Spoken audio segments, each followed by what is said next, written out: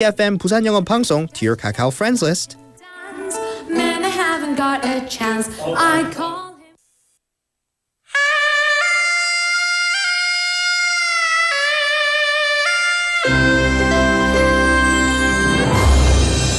The time is now 7 o'clock.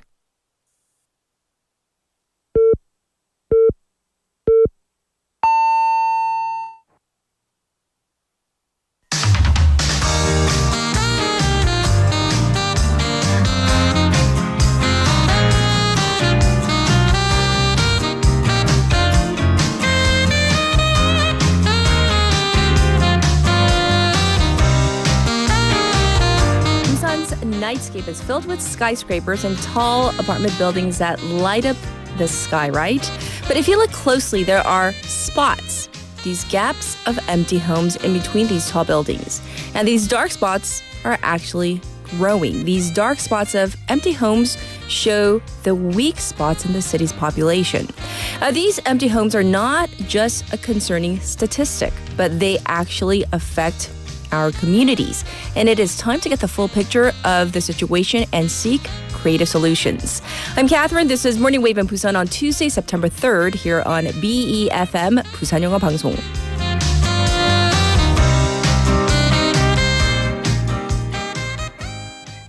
Good morning, Wavers. I hope you're all doing well on this Tuesday morning. Yes, today we are talking about something that affects us all. Housing. Housing is something that is real tricky. Some areas are bustling with demand, and it is hard to keep the prices in check. At the same time, some of the older neighborhoods are having trouble holding on to its population, maintaining its population, and many of the homes are empty. The situation has gotten so bad that one local media outlet has called it a pandemic. There is a distinctive pattern to what kind of homes go empty and stay empty these days. They are often located on hills and are relatively smaller. They are hard to access, located in these small alleys, and of course, they're older. But at the same time, in areas, for example, like Chojangdong, even relatively newer homes closer to the busier downtown areas, they tend to be unoccupied. And why this matters is that it poses safety threats. Without anyone living in these homes, they go without maintenance, which means that they can collapse in things like heavy rain or during typhoons because no one's taking care of them. So that poses further threats for the entire neighborhood, making this an issue that needs to be addressed immediately. So that is our main theme for today, but we have much to cover. We're going to get to our text topic today. All right, it's Fantasy Tuesday. Say a random someone gave you $500. What would you do with it? 자, 나에게 갑자기 공돈, we sometimes say 공돈? 50만 원. 그냥 50만 원이 갑자기 생겼어요. 뭐 하실 거예요? 어디에 쓰실 거예요? And by the way, I'm going to say this for all the people in here that are wondering. I know we're going to get questions. 이거 아무도 모르는 돈이에요. Including your roommate, your family members. This is just solely your money. $500, 50만 원 공돈 생기면 어디서 쓰실 건지. You can send in your stories, your fantasy La La Land stories. Send them into BFM's live stream, live chat on YouTube. So you go to that platform, search for BEFM or 부산 영어 방송, subscribe. You can log in and chat away with our other waivers. Also on your phone, pound 9050. That's going to cost you 101. You can chat with me for free on our Kakao Talk channel as well. Same thing there. You search for BEFM or 부산 영어 방송 and add us as a friend. The various ways you can listen to us, 90.5 and 103.3 FM, depending on where you are on the radio here in Busan. Also, like I said, on the YouTube platform, live right now, you can see us, listen to us, or you can watch again later at your leisure. We are also available on the Patbang app. Looking ahead to our morning together, we have Andrew with Sports Insider and Bonnie with The Health. Our special interview So we're going to cover something that we did touch upon in news, the right to disconnect. This is happening in Australia. But remember, this is not about just employers. They're not banning employers from sending you a message if they have to, but it's your right as an employee to not have to respond, to check in on your emails and whatnot. So what does this really mean for workers? Let's find out with our expert in hour number 2. And with that, I'll be back with today's headlines.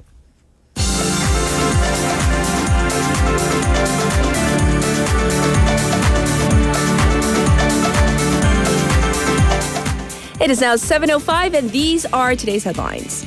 National Assembly holds delayed opening without the president. The parliament launched its 100-day regular session yesterday with President Yoon Suk-yeol foregoing the ceremony, marking the first time that a sitting president did not give a speech at the assembly's opening since the country's democratization in 1987. Government to deploy military doctors to ER ahead of Chuseok holiday. The health ministry will deploy some 250 military doctors to hospital emergency rooms starting this week, amid growing concerns over a possible disruption of emergency care during the Chuseok holiday. Police begin investigation into Telegram over deep fake sex crimes. Police have launched a preliminary investigation into the instant messaging service platform Telegram on suspicions of abetting deep fake sex crimes. Expired air mats to be replaced upon government consultation. Fire Commissioner Ho Seok-kwon told a parliamentary committee that a nationwide inspection of air mattresses showed that approximately 490 of them have expired.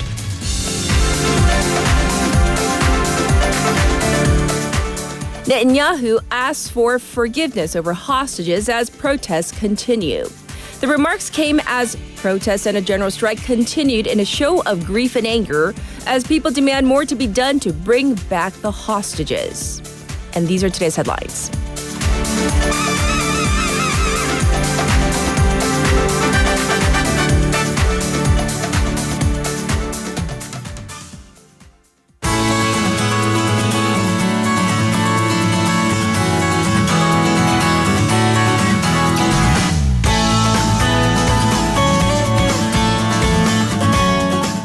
It's time to check in with Haley. Let's say good morning first, and then we'll get into updates. How are you? Doing well, doing well. It's a little bit cloudy. It is. But, text topic time.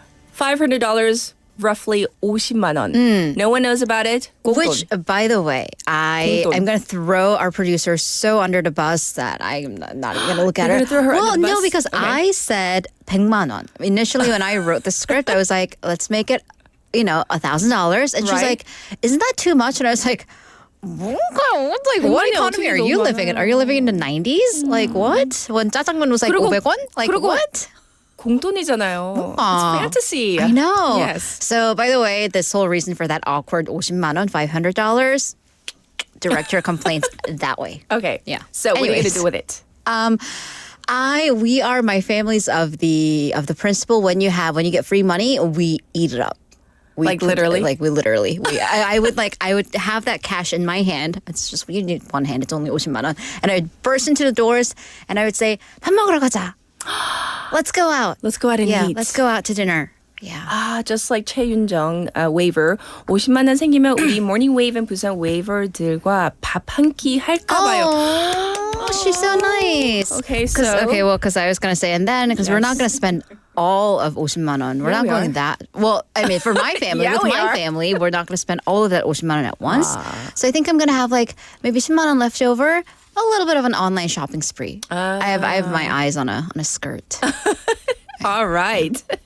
50만 원 그러니까 어려워요. 그 금액이 it's like I know. By the way, I would be grateful for 50만 원, if I'm just saying. Yes. Oh, yeah. But then, Yes. If you give me 100만 won, I'd be double grateful. We're going to jump Anyways. into our first event. A major climate event opens tomorrow, right? It does, and we're talking about the 2024 World Climate Industry Expo, which opens tomorrow at Bexco, and it'll go through Friday. So this event is jointly hosted by Busan City, the Ministry of Trade, Industry, and Energy, and the International Energy Agency, or the IEA. So the theme this year is climate technology in the carbon-free era. So there will be 11 conferences, over 500 companies showcasing their various products, as well as 55 events on the sidelines. And the Asia Pacific Economic Cooperation, or APEC, will also hold a workshop, as well as a general job fair workshop going on. And then on top of this, 30 embassies located in South Korea and representatives from various international organizations will be in attendance. So South Korea and the IEA will hold a press conference later today and make their carbon-free era joint declaration. And then the opening ceremony tomorrow will be attended by some 1,200 leaders from the world, including SK Chairman Choi Tae-won, who's also the Chamber of Commerce and Industry Chair, and Busan Mayor Park Hyung-jun. All right, so that's what's happening right here in Busan. Next up, Busan buses have banned riders from bringing on large suitcases for safety reasons, but that has caused some confusion and inconvenience for tourists. Right. So this started last October. Not only Yes. large suitcases, but also takeout drinks. If it's in a tumbler, sealed tumbler, that's Yes. okay. But takeout drinks and like open container foods are also banned. I have seen people getting turned away like at the door because they have takeout coffee in their hands. But as for suitcases, you can bring one in, but it has to be under 20 kilograms and the size 50 centimeter by 40 centimeter by 20 centimeter. And this is, once again, a safety reason because we live in Busan where it is hilly. There are it is. hills everywhere. Okay. And if the buses are going up and down the hills and the suitcases are not like locked in, they can roll around and cause injuries. Yes. And even still, even right now, the Bus Association says that it receives a suitcase-related complaint at least pretty much every other day. But this also means that if they are travelers who do carry with larger suitcases, they pretty much cannot take the bus, especially on routes from Gimhae Airport or Busan Station. Sure. And of course, you can take the subway. That's always an option. But the routes are not as detailed. They don't go in deeper into the smaller neighborhoods.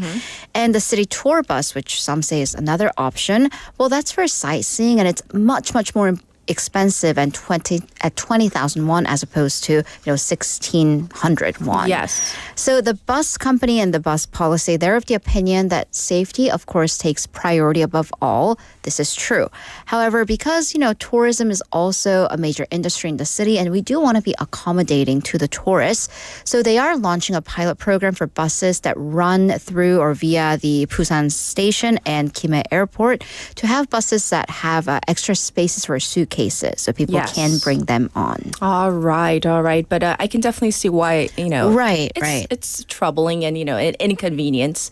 Well, moving on, though, let's talk about this week is actually Gender Equality Week. It is here in South Korea. It is Gender Equality Week. So Busan City is holding a commemoration ceremony. It held one yesterday to mark the launch of this week. So the city's leaders and civic group representatives attended a ceremony at City Hall yesterday. And throughout the week, there will be several events taking place, including public contests, various talks, discussion forums, and performances on the topic of gender equality. Yes. So this year's theme is Gender Equal Society, where you work together and care together. And that means, of course, we care about gender equality, but also household care, child care, and elder care as well. Yes, indeed.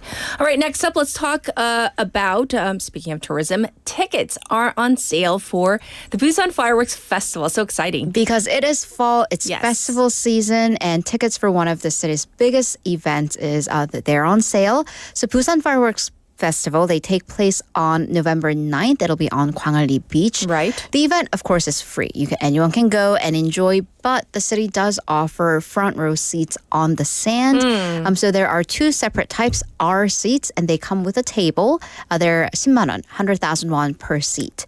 For S seats, which are just chairs only, they're 70,000 won or 7만 won. And, there are, of course, private businesses that offer tables in restaurants, and the key will be making sure that they're not ripping anyone off as we get closer to October and November. But these tickets, official tickets by Busan, they're available via the Yes24 application or the Busan Bank mobile app. And the proceeds go towards future shows, safety and security personnel. That's right. So looking forward to that one. Yeah. All right. Lastly, there is a special sales promotion on Dongbekjeon right ahead of Chuseok. Right, because, you might be planning out your menu and kind of sighing at how expensive everything's going to cost you. Yes. But if you're buying locally and using your Dongbekjeon QR, you might have a chance to win some additional cash. So Busan City is offering special promotions that if you pay using the Dongbekjeon QR code, which is available via the app, you can be automatically eligible to enter this event where the city will pick 5,000 users and give them 3만 원, 30,000 won via Dongbekjeon credit. Oh, okay. Well, that is something to look forward to. Chuseok is coming up real soon. Soon. Yes, we got to prepare. Thank you for that. That was Updates with Haley. And now back to you, the listeners. The waivers out there, we're pretending it's Tuesday. It's a little gloomy.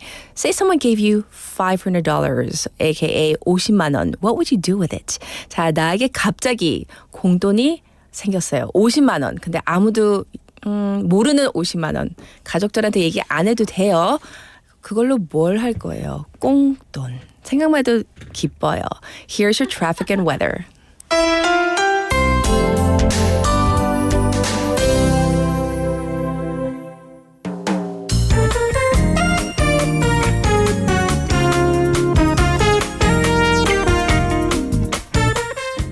It is now 7:15. Here's your traffic report. It is looking slow on Luno Samsungdaedo from Myeongji Underpass to Shino Bridge. It's also backed up on the Dongso Overpass from Pumniko Ramp to the Old Kegum toll gate.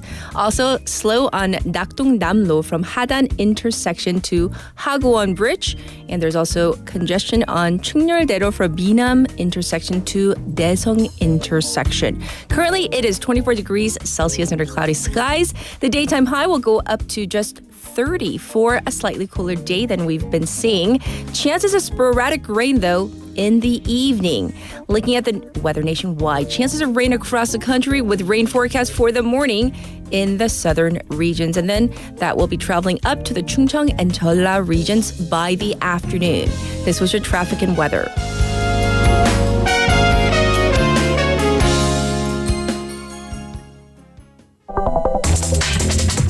Are you an early bird? Are you up to date on the news? Are you a trendsetter?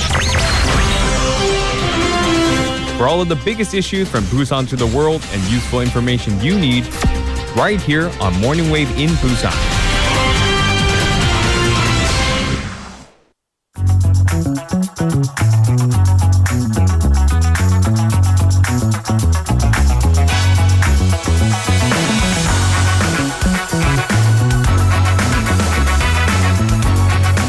It's now time for news. Gotta get serious. All right. First, the official session of the National Assembly. You know, it was the opening yesterday. We knew about that. It was long overdue. There was an opening ceremony. So let's dive into what exactly happened. Well, that opening ceremony was supposed to take place 95 days ago. Yes. So this was the biggest delay in constitutional history. And another unfortunate history, it was held without a speech by the president. So it was the president was absent. Once again, that was the first time under the country's democratization of 1987. So the president's boycott, or him choosing to forego the sessions, according to his office, was because the National Assembly has not been normalized and there are contentious bills introduced by the opposition parties. We're talking about the special investigation bills for the Marine Corporal's death, as well as over the First Lady's scandals. So the presidential office argued that it is the opposition party's intent to basically bring him to Yeouido and humiliate him in front of the public. Yes. So therefore, the parties were split over basically who's responsible for this unfortunate history being made. So first, with the opposition side, they said that even as the president calls for this normalization of the parliament, it is, quote, the president himself who needs to be normalized, unquote. They also argue that this absence is in disregard of the legislature as well as the people. But the ruling party, in return, they blame the opposition for this absence, saying that if the legislature, meaning the National Assembly, if they want respect from the executive, then they themselves need to act in a respectable manner. I think there's a lot of respect that should be spread Given around. around, right? Yes, yes. So now that the 22nd National Assembly is officially in session, what can we expect? Right, so we have a busy 100 days ahead of us for this regular session. So Right. from tomorrow and the day after, representatives from the negotiation blocks of major parties will make their respective opening speeches. So we'll Okay. get a glimpse into what their legislative agendas are. And then for 4 days starting next Monday, that'll be the parliamentary questioning of the government. So we're going to see various ministers and representatives from the executive and the administrative branch. And then later this month, September 26th, will be the session to pass the bills that have passed the respective committees for a floor vote. So just on the docs, we have the 4 broadcasting acts, the pro-labor Yellow Envelope Act, and the 250,000 universal handout, all of which the National Assembly has passed, but President Yoon Suk-yeol vetoed. So that'll be up for a revote to potentially override the president's veto. Yes. And definitely will be, as it always has been, a source of contention. And then looking ahead to next month, there will be the parliamentary inspection of the government. So once again, a busy 100 days ahead of us. Indeed. All right, next, we're going to talk about the state of household finances. Right, and this is kind of why we're talking about free money for our text topic because, well, according to the figures, we could all use some free money because yes. we have very precious few. So we are seeing the longest decline of household surpluses, which in Korean that is 가계 흑자액. So what we mean by household surpluses, it's your income, whatever you get on the Okay. 10th, the 25th, minus regular consumption, food, the usual bills, taxes, and interest rates. So basically the money you have left over after the bills are paid, which, do you? Like, is there money, there money left left over? Let's ask our waivers. Yeah. So that's the money that would be used to boost your finances. That could be Yes. including paying off your debt or the principal on your debt or buying more assets. But according to Statistics Korea yesterday, household surpluses for the second quarter came to 100만 won, just over 1 million won per month. So that's Okay. for overall households. So that means, once again, after you pay the bills, you have 1 million won left in your pocket. And that's a decline of about 18,000 won from a year ago. So we have been seeing a persistent decrease in this household surplus for 8 consecutive quarters. And this is the longest bout of that decrease. And of Yes. course, you might be asking, well, why? Well, you know why. Things are expensive. Right. And your wages have not gone up as much. Number one, high prices, and that has served to actually decrease your actual income. And, in the last 2 years, households have seen their actual income decrease because their wage increases have not matched inflation rates. And then on top of this, if you have loans, home mortgages, it actually costs more to borrow because interest rates are higher. So that's definitely take a big hit on your surplus. So this then translates to lower demand for overall economy because, well, you don't have money to spend and stimulate market economy. I see. So then this goes directly against the government's projections, which have said that demand seems to be recovering.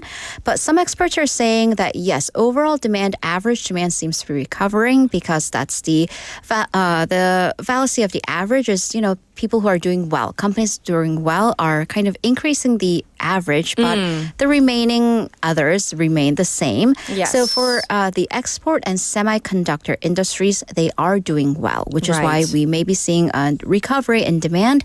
But other firms that are not in the export or the semiconductor sector, they apparently have no reason to raise their wages or they're unable to. So with all the other economic factors in place, households right now have even less money left over once the bills are paid. That's true because our wages just don't go up. Nope. Yeah. It is what it is. So those Cricket, that's cricket. that's the realities. Yeah. Yes. All right. Yes. That's why we're doing the fantasy. 50만 원. Because we can all use a little bit Yes. of fantasy. On to some international news. We're going to go to Germany where the far right has won big in its local elections. Right. So they're calling this the biggest victory for the far right since the fall of the Nazi Party, which Yes. is definitely not a sentence we want to be hearing. No. So the party at the center of the spotlight, this far right party, is Alternative for Germany and abbreviates to AFD. And they're celebrating their historic success in the local election in the eastern state of Thuringia. So AFD is set to win almost a third of the vote. So not in the majority, but once again, as this is a very far right, and they have officially been categorized as an extremist party. Even a third is A lot. concerning. It's a lot, Yes. right? And, we are talking about Germany of all Once places. again. So the result would give the far right its first vote a win in a state parliament since World War II.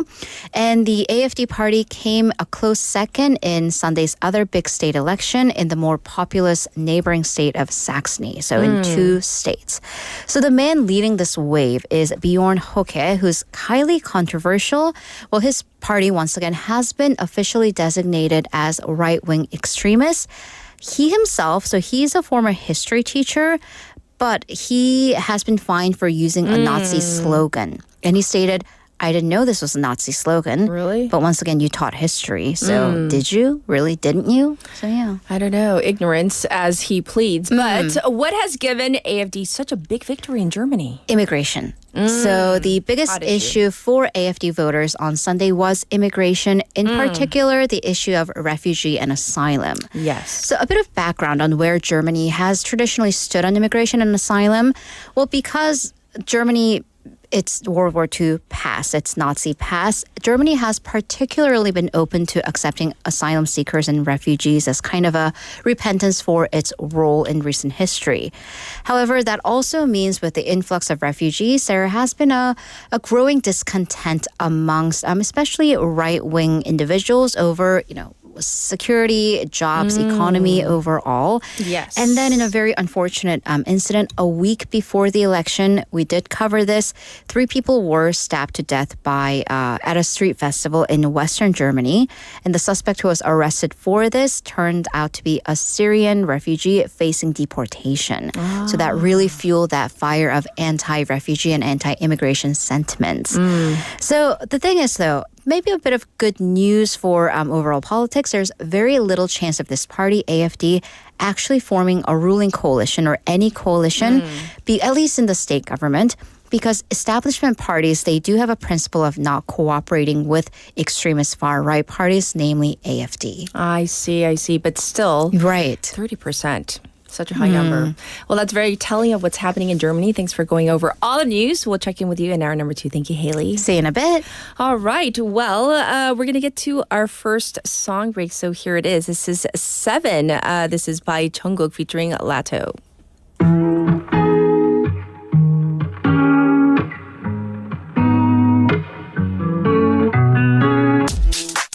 Weight of the world on your shoulders. I guess you're wasting ease your mind. I must be favored to know, yeah. I take my hands and trace your lines. It's the way that we could ride. It's the way that we could ride. Think I'm meant to win another life, so break me up another time. You wrap around me and you give me life, and that's why night after night I'll be loving you right. Monday, Tuesday, Wednesday, Thursday, Friday, Saturday, Sunday. Monday, Tuesday, Wednesday, Thursday, Friday, 7 days a week. Every hour, every minute, every second. You know night after night I'll be loving you right 7 days a week. You love when I jump right in. All of me, I'm a foreign. Show you what devotion is. Deeper than the ocean is. Wind it back, I'll take it slow. Leave you with that afterglow. Show you what devotion is. Deeper than the ocean is. It's the way that we could ride. It's the way that we could ride. Think I'm meant to win another life, so break me up another time. You wrap around me and you give me life, and that's why night after night I'll be loving you right. Monday, Tuesday, Wednesday, Thursday, Friday, Saturday, Sunday. Monday, Tuesday, Wednesday, Thursday, Friday, 7 days a week. Every hour, every minute, every second. You know night after night I'll be loving you right 7 days a week. Monday, Tuesday, Wednesday, Thursday, Friday, Saturday, Sunday. Monday, Tuesday, Wednesday, Thursday, Friday, 7 days a week. Every hour, every minute, every second. You know night after night I'll be loving you right 7 days a week. take control. Type to take your soul. Take your phone and put it in the camera roll. Leave them clothes at the door. What you ain't for? Better come and hit your goal. He jumping in both feet. Going to the sun up, we ain't getting no sleep. 7 days a week, 7 different sheets, 7 different angles, that could be your fantasy. Open up, say, come here, baby, let me swallow your pride. What you want, I can match your vibe. Hit me up and I'ma cha-cha slide. You make Mondays feel like weekends. I make him never think about cheating. Got you skipping work and meetings. Let's sleep in, yeah. Monday, Tuesday, Wednesday, Thursday, Friday, Saturday, Sunday, week. Monday, Tuesday, Wednesday, Thursday, Friday, 7 days a week. Every hour, every minute, every second, you know, night after night, I'll be loving you for 7 days a week. Monday, Tuesday, Wednesday, Thursday, Friday, Saturday, Sunday, Monday, Tuesday, Wednesday, Thursday, Friday, 7 days a week. Every hour, every minute, every second, you know, night after night, I'll be loving you for 7 days a week. Welcome back, everybody. It's now 7:30 on this Tuesday morning. Our top story today, we're talking about empty homes, which have been spreading like wildfire in certain neighborhoods. But despite the potential risks they pose, we don't actually know the full extent of the situation, not quite yet. The city held its first full survey of these empty homes back in 2019. But even the numbers show, some discrepancies in the local governments. Their figures. For example, Busan City survey shows that the 3 original downtown districts, we're talking Seogu, Donggu, and Yeongdo-gu, they have around 300 to 400 empty homes each. But the respective districts' surveys, they show that figure jumps to nearly quadruple to around 1,200.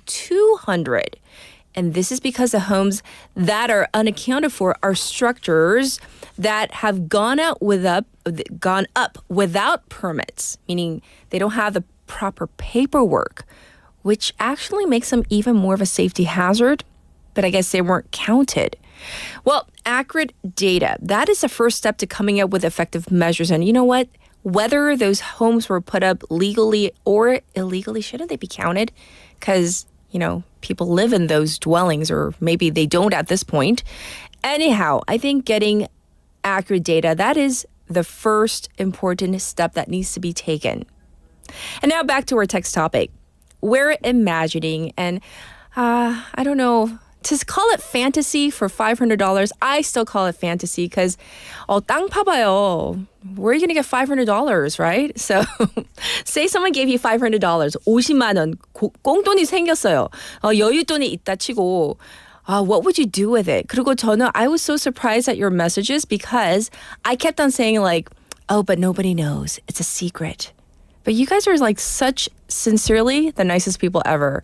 For example, Lee Kelly says this. He says, I'm going to take my kids, the kids from the orphanage, the kids that he sponsors and, goes to visit, ice skating, and then out for lunch.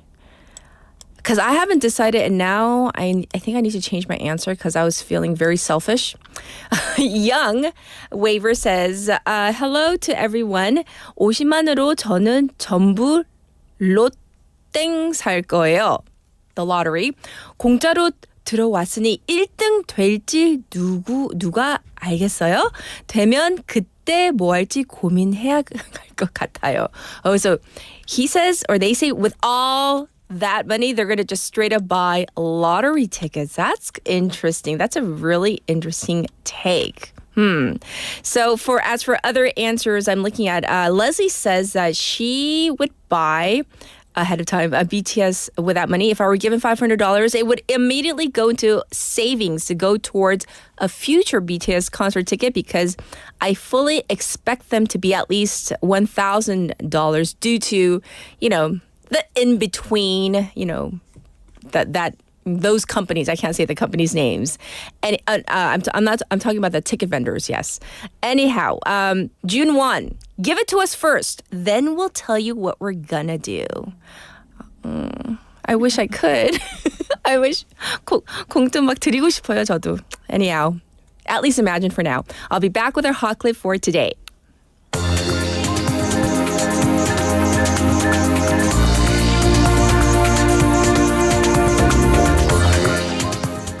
For today's hot clip, I want to cover a trend that I saw and I kind of did a, would you do this? This is something called fridge scaping. Fridge meaning refrigerator, scaping. Let's listen to the clip first from Inside Edition. It's the wacky viral trend sweeping the nation. I'm going to line these up tallest to shortest. It's called fridge-scaping. Creative types organize and decorate the inside of their refrigerators with all sorts of things you wouldn't normally find in a fridge, like tulips, picture frames, even sculptures. In this one, the butter has its own little awning, surrounded by flowers.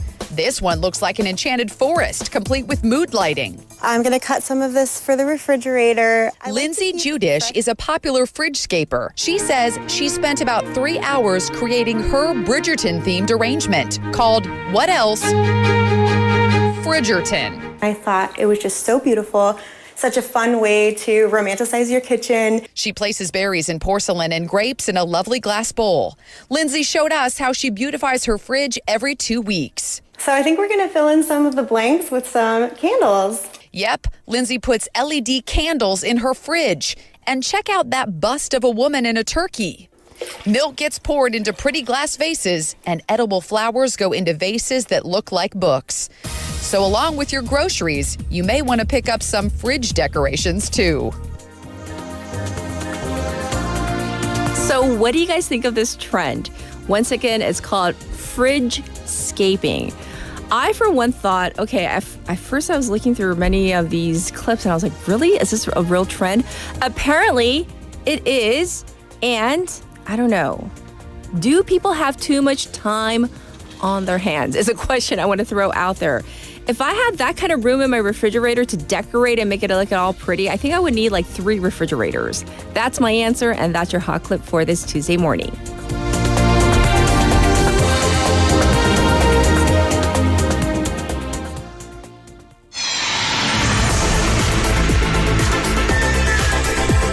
Stay tuned. You're listening to Morning Wave in Busan.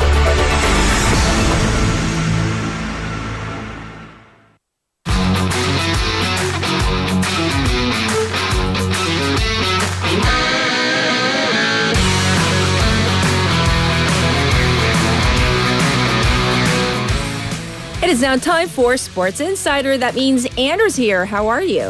I thought it was changing to Refrigerator Insider. Did you see that? That was insane. Would you do that? And what was your first comment? Did somebody Is there die a dead person in there? I thought it was like a shrine to somebody. No, people are doing this. It's a trend. Yeah, I don't know who can afford those carrots. Those carrots, right? Yeah, they were like perfectly, 15 centimeters long. Exactly. Cut down. I don't know. Just, yeah. Now, people have just too much time on their hands. hands. Are those refrigerators just for show? Or are people actually eating the goods that are in them? I don't know. People with their as Haley says, their bougie carrots and celery sticks. I want a bougie refrigerator. Yes, I would need like 3. Yeah. Just like 1 for regular food, and that takes up a lot of room to have those like vessels containing your celery sticks that are like. And by the way, cucumbers. Yeah. You're supposed to store them like up. Sure. Not lying down. Okay. So that is a correct way. Same as celery. Yeah, same as celery. You're supposed to store them standing up. Cut That the is stalks, true. put them in water. And Bang 'em. standing up. So I get that, but that wasn't the reason. No, that's they wanted not. to show off their. I'm sure that person doesn't know that. Anyway. What would you do? Oh, your text topic? Yes. With $500? 50만 원 that your wife doesn't know about. That changes things. Yeah, I've been saying your roommate, partner. Nobody knows about it? Nobody knows about it. It's 꽁돈. I would probably say I got a bonus from work. Okay. And then I could, if I bought something for the family or we went out to dinner or. So you would still do something with a family. Oh, well, that's so sweet. I don't know how I would be able to get away with it without doing that. So you can't hide it, therefore. Yeah, no. Spread the wealth. I would have to, yeah. Or it's right now around Chuseok time, so maybe it would be used for gifts. Something like that, possibly. I don't know. Yeah. Yes. Or I'm sure I'd get something for myself. A lot of people are saying like $500 or 50만 원. It's some people are saying like it's like 혼자 쓰기에는 약간 애매한 것 같은데, or like 같이 쓰면 you know, like it's kind of an in between amount. Like it's a very difficult amount. Like if it was Apparently, like people aren't hurting for money. that's what I'm saying. I'm like 50만 원. I'll take it any. Yeah. Like money does not grow on trees. Not in my family. Yeah. I don't know. I would probably use it if I could use it for my family. If not, maybe or like a quick trip away, like a pool villa for the night or something like that. Maybe, yeah. Along with a nice barbecue. Nice. Yeah. We're all invited. Yes, thank you, Andrew. No. Just for me. Remember, nobody else knows. It's my own personal getaway. Let's jump into some sports. What do you have? All right, so let's get started with your favorite sport to talk about. What is it? Soccer? Oh, no, the LPGA. Oh, golf. Oh, yeah.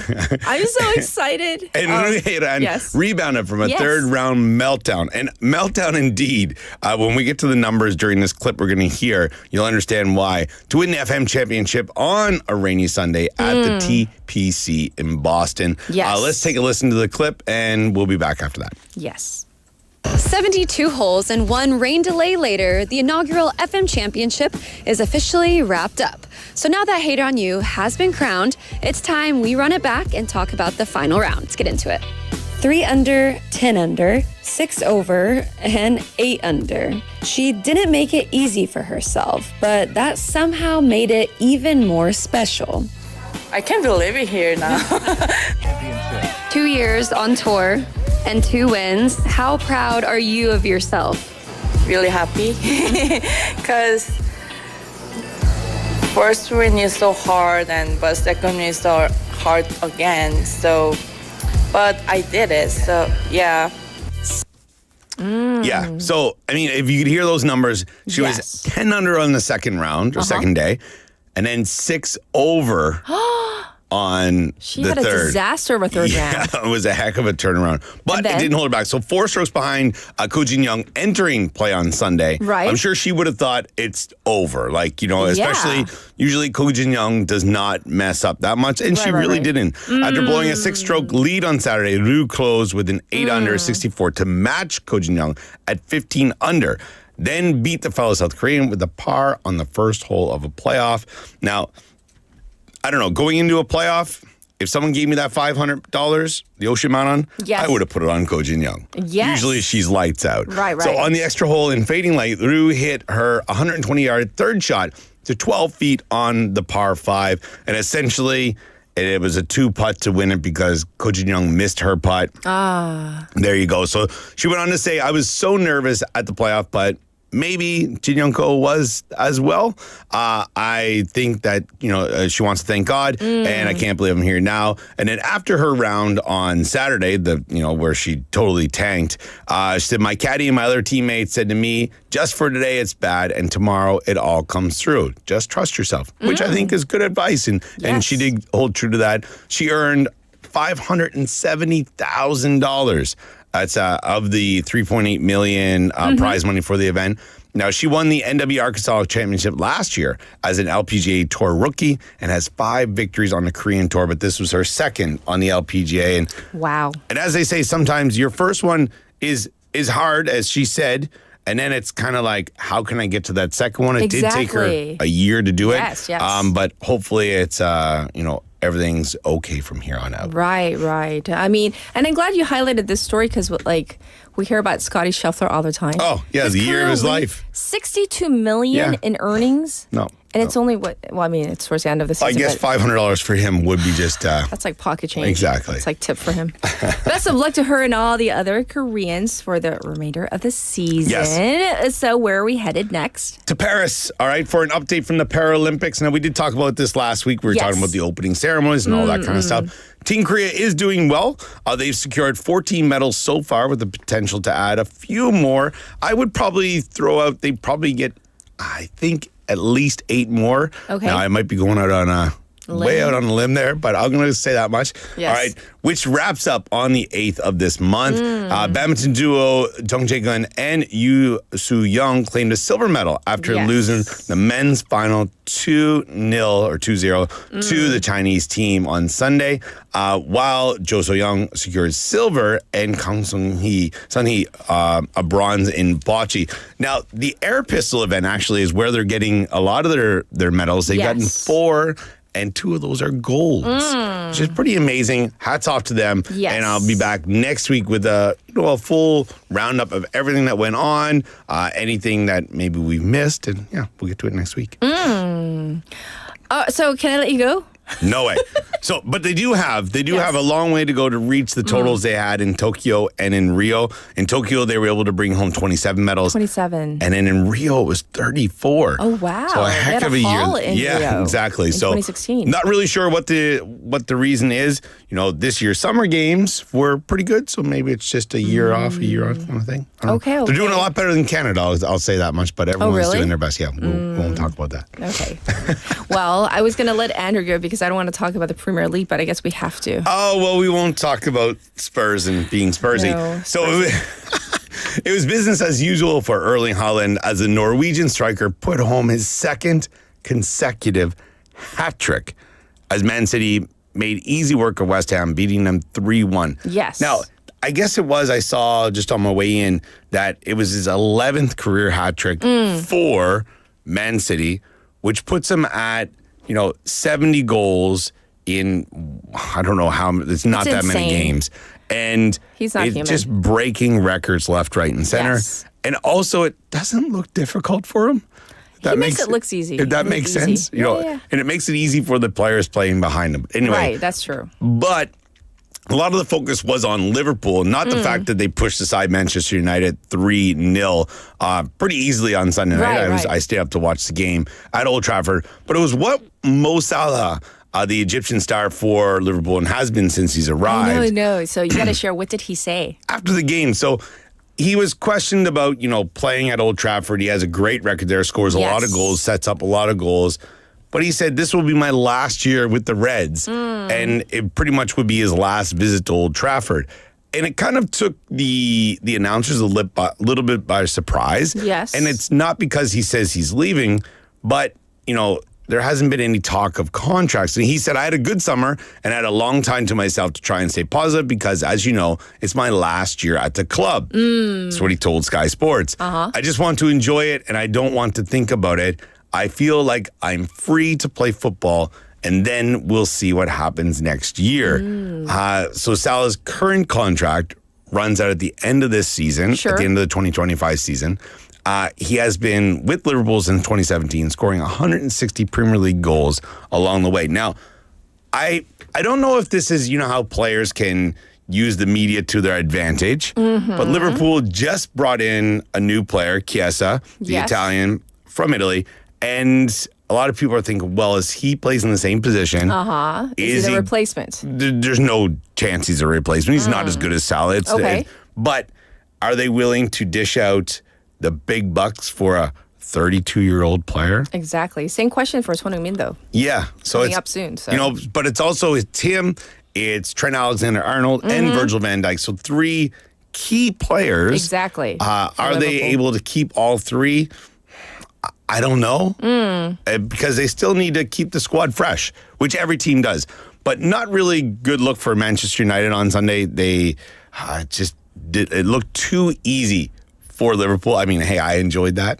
But, that's not what any of their fans wanted to see. I don't know, but I can't imagine Liverpool without Mo Salah, so. No, I agree. Yeah, so it's going to look very, very different. Yes. All right, we're going to switch gears to the world of hockey. There is some really devastating news. I saw this, and I'm not even into hockey, but I saw the news, and I was just like, this is just terrible. Yeah, I think it shocked the hockey world, but it shocked just people in general because of the situation that was going on. And I think we're all humans, so we all have some compassion and we feel for this kind of stuff. So the night before their youngest sister's wedding, 2 brothers and soon-to-be groomsmen from a tight-knit hockey family rode their bikes down a road in southern New Jersey. Now, instead of celebrating this weekend, their family now has 2 funerals to plan. as the sports world mourns.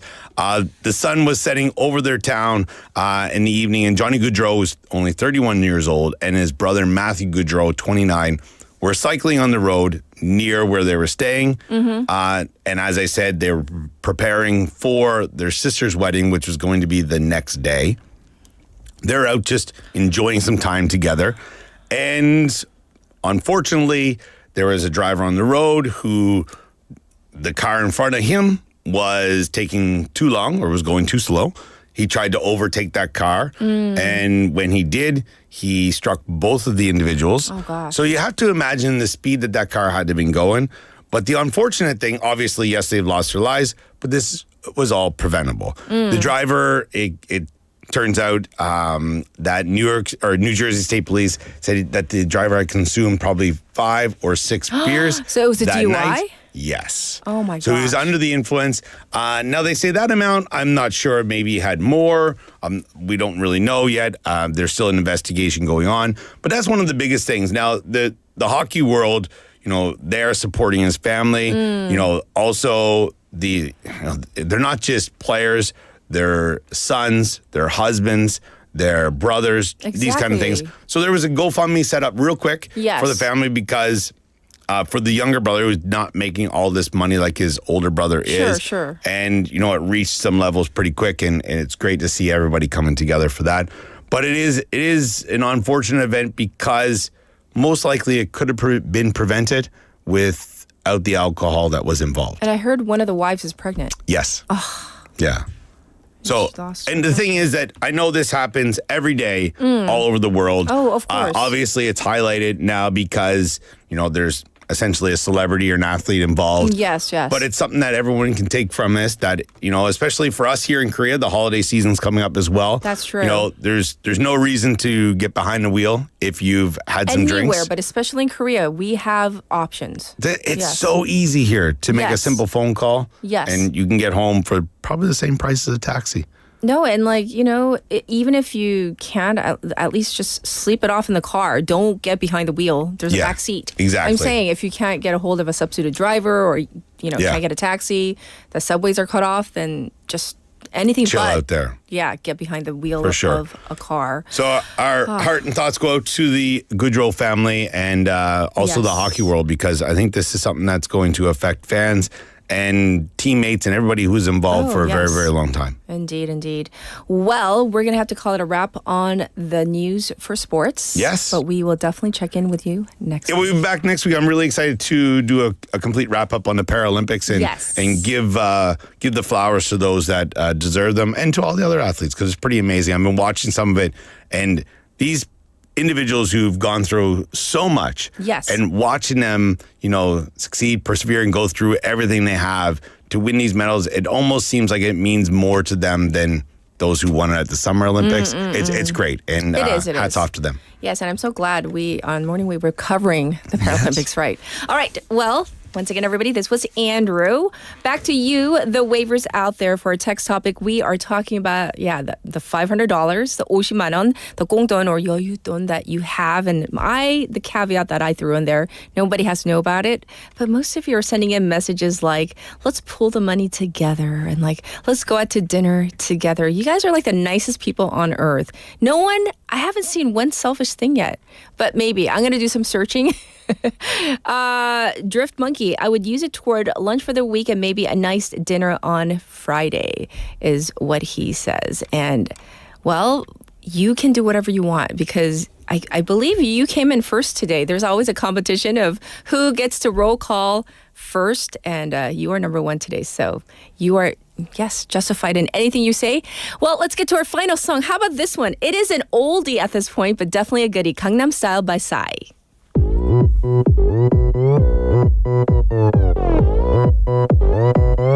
오빤 강남 스타일 강남 스타일 낮에는 따사로운 인간적인 여자 커피 한 잔에 여유를 아는 품격 있는 여자 밤이 오면 심장이 뜨거워지는 여자 그런 반전 있는 여자 너는 선호해 낮에는 너만큼 따사로운 그런 선호해 커피 식기도 전에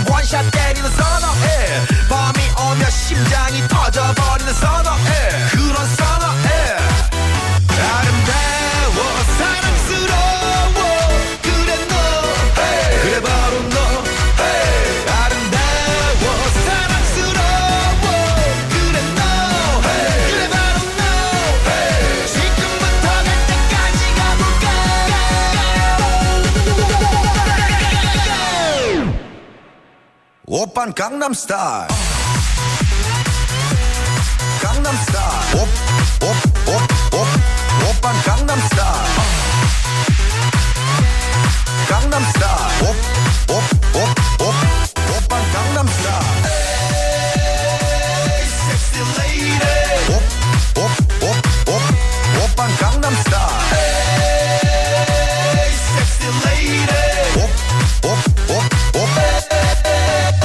성숙해 보이지만 놀 땐 노는 여자 이때다 싶으면 묶었던 머리 푸는 여자 가렸지만 웬만한 노출보다 야한 여자 그런 감각적인 여자 나는 선어해 점잖아 보이지만 놀 땐 노는 선어해 내가 되면 완전 미쳐버리는 선어해 근육보다 사상이 울퉁불퉁한 선어해 그런 선어해 아름다워 사랑스러워 그래 너 hey. 그래 바로 너 hey. 아름다워 사랑스러워 그래 너 hey. 그래 바로 너 hey. 지금부터 갈 때까지 가볼까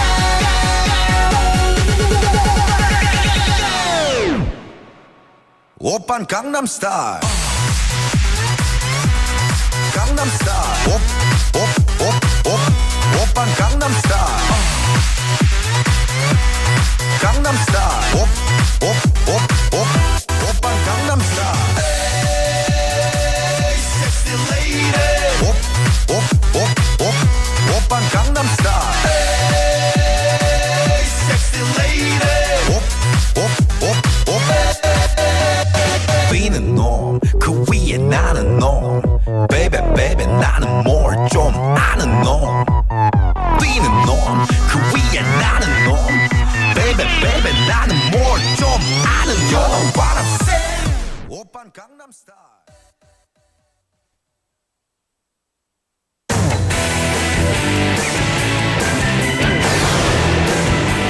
Your bridge to the world.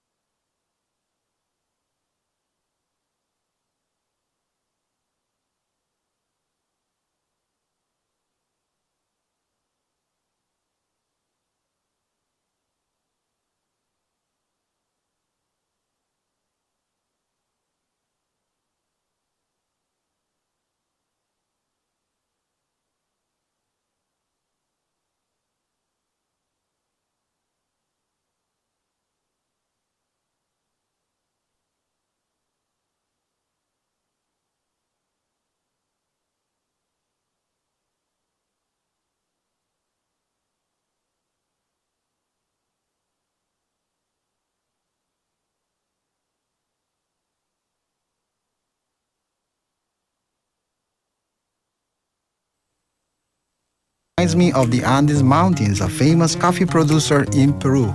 The reason why I like Busan more than anything else is the people. Even though I was not good at Korean, everyone treated me with kindness and friendliness. I really appreciate those who are so nice to me. I want to live happily ever after in Busan for a long, long time. Gracias, Busan. Global City Busan, we are all in it together. This campaign was brought to you by BEFM Busan 영어 방송. 지금 방송 광고라는 부메랑을 던져보세요. 소비자를 향해 정확히 날아가는 광고. 힘차게 돌아가는 경제. 부메랑처럼 다시 기업의 이익으로 되돌아오니까요. 방송 광고, 경제에 큰 힘이 됩니다. 부산 방송광고발전협의회.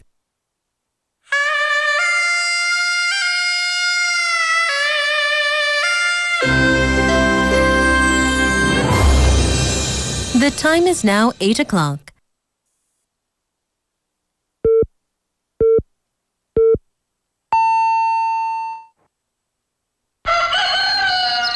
Good morning, Dynamic Busan. Yeah, you're waking up. Time to shake it up. Tell the world good morning and find out what's going on. Well, hi there, folks. There's everything from comedy to lively chat to music. Broadcasting from a room about the size of your closet. All calls are recorded. What show is this? Live from Korea's dynamic city, this is Morning Wave in Busan. I'm sorry, who'd you say you were?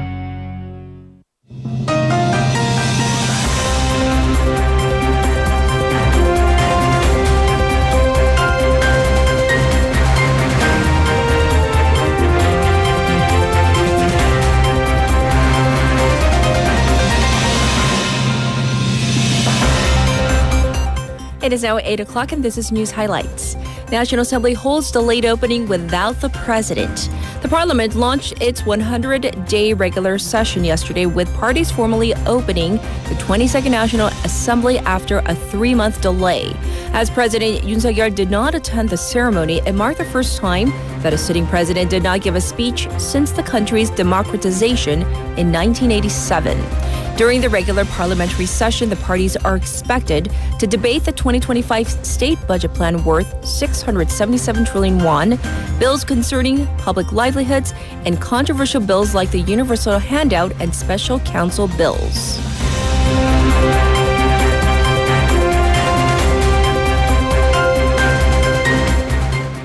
Government to deploy military doctors to ER ahead of Chuseok holiday. The Health Ministry will deploy some 250 military doctors to hospital emergency rooms starting this week amid growing concerns over a possible disruption of emergency care during the Chuseok holiday. The ministry noted the number of doctors currently working in emergency rooms stands at 73.4% of the usual capacity, with 99% of ERs running 24 hours. It also unveiled plans to designate around 400 additional on-duty hospitals during the holiday. The Korean Medical Association, however, called this mobilization unjust labor, saying it will take legal action against these moves.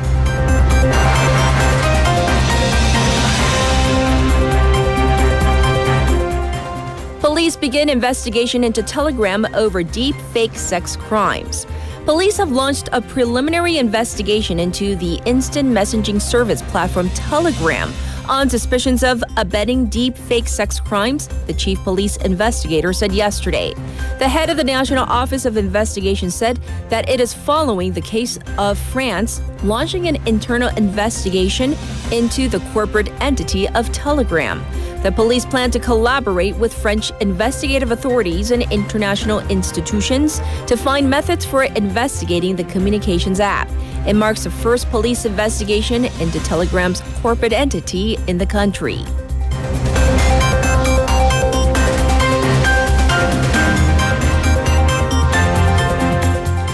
Expired air mats to be replaced upon government consultation.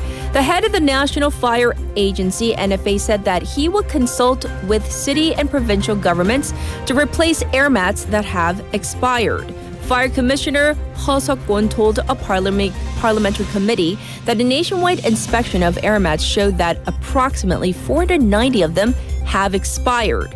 The fire chief said that there are currently no regulations regarding the usage period of air mattresses, but the NFA will determine whether it can set a maximum usage period and compile a manual related to air mattresses to be used in the future.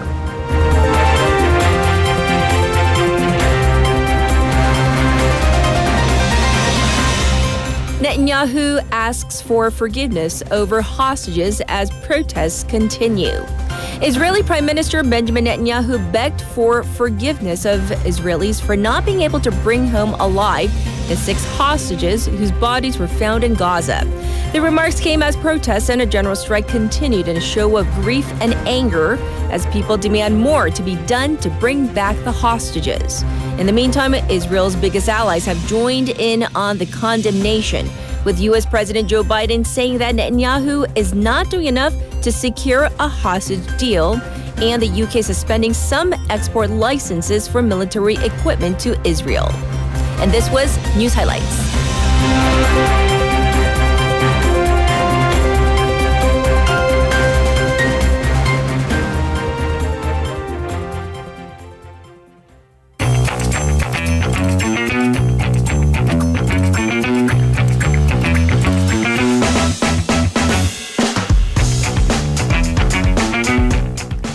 It is now time for Wagga. Wagga Hades back in the studio. Good morning again. It is waggling on our chat room. All right, so when you go abroad and turn your phone in, you get a message from the Foreign Ministry giving information on the local embassy to contact in case of emergencies. This is apparently if you're a Korean citizen. Right. But a South Korean citizen was left to fend for himself when he was detained in Cambodia. Right. So whenever I go abroad, it's been a while, but you always get that text message once you turn on your phone, and it's from like 한국 외교부, and you feel this sense of safety. Like, all right, my country is taking care of me. Oh, do you? I don't know. Well, now I won't, because after this story, I'm like, Yes. well, yeah, no. So a man in his 40s, he lives in Korea, but he got a job offer back in June. So this person said that if he lets this particular investment firm located in Cambodia borrow his company, he owns a company, his corporate account, then he'll get 1.5% of the profits as commission. And the timing worked, well, he thought the timing worked out well for him because his company, he was thinking about shutting down his company due to business difficulties. So he says, well, I have a corporate account just lying around, not getting any money, so let's use it. So he arrived in Cambodia and saw that this company had this huge headquarters building in Phnom Penh, and he was like, all right, this looks kosher. Okay. So he handed over the account number. Everything changed.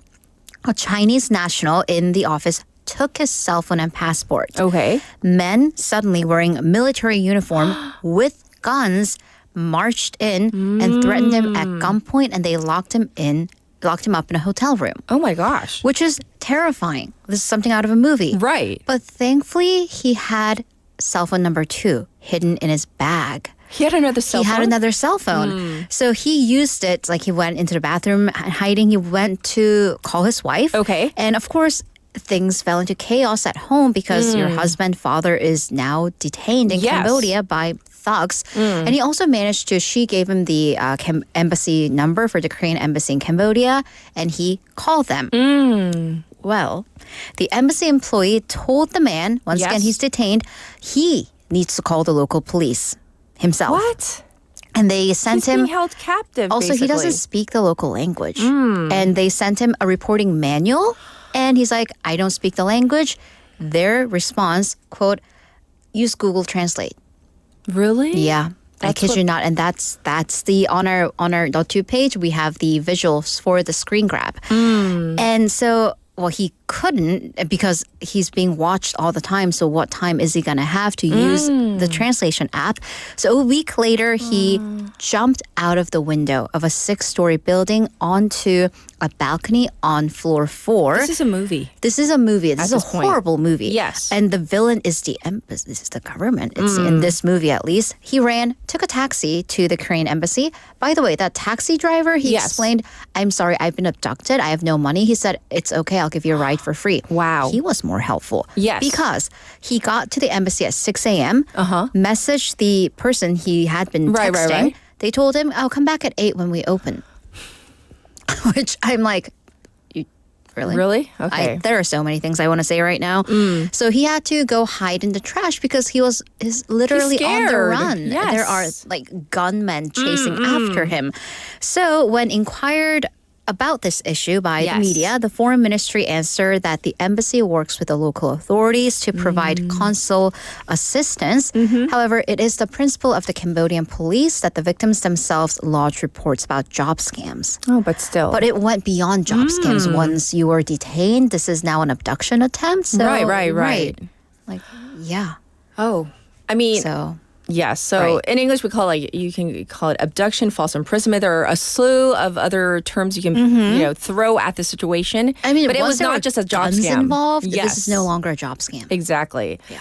Well, that's not great to hear. Right. And so I'm curious as to like the follow up. I mean, what happened? Nothing. Well, it's just coming to light now, so Okay. I'll definitely keep you updated. All right. Next, a man in Hapton died after he was stung by a bee. He was stung by a bee. Oh, goodness. And it was in his 50s, was tending to his family gravesite when Okay. he was stung by a bee on his neck. And he was rushed to the hospital, but it seems that he fell into anaphylactic shock and died, and that is a severe allergic reaction.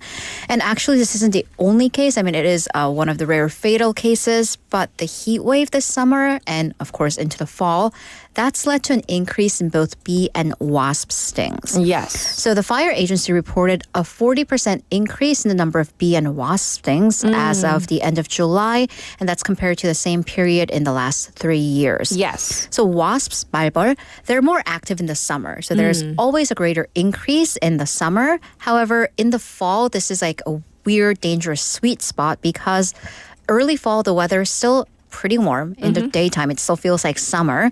However, people are doing more outdoor activities, this being fall. So right now, it's the worst time as the heat lingers and more activities are continuing. So we are therefore seeing more bee and wasp stings, and it has gotten worse in climate change. Yes. Because then we go back to spring. In the warmer spring, that's led to more bees and wasps breathing and reproducing, and the heat wave has made them more active. Yes, indeed. Because we have like Chuseok coming up. So people are saying, oh, 벌초 season, we should be careful. Absolutely. Yeah. So are there measures that can be taken to prevent this? There are. So, of course, bees, they follow flowers for pollination. So don't wear anything, perfume or scented lotion that might get you mistaken. And also, strong smells, even if it's not floral, can aggravate the bees and wasps. So nothing scented. Okay. Right. So stay neutral.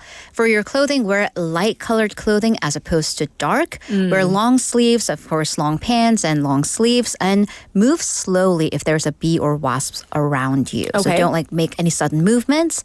And if you have been stung, don't use tweezers or your fingers to squeeze out that sting. And don't use your mouth. Like, don't suck it out of somebody else. Yeah, I've seen right. people do that. I have too, but yeah, Don't do definitely that. don't do that because if you if you use your mouth, get saliva on it, dirty. it can get infected. Yes. Also, if you squeeze the sting, it can actually release the residual poison into your Yes. system. So what you want to do is grab a card and slide it over that stung spot and to Yes. remove any residual sting. Right. Also, if you have difficulty breathing, if your lips and throat are swollen, if you have any rashes or nausea, vomiting, call 119 immediately and visit a hospital. Yes, very important. Once again, as lots of people, 벌초 going on right before, around the Chuseok season.